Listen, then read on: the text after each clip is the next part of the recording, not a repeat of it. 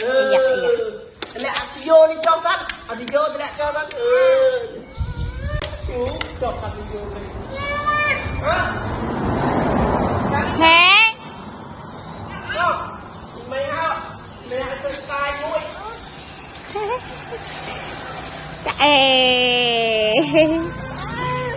dạ ta tạm khani à pin nè này chào lại ta tạm khani hay cha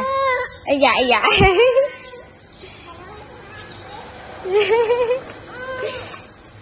Cheng à ê Cheng sư Cheng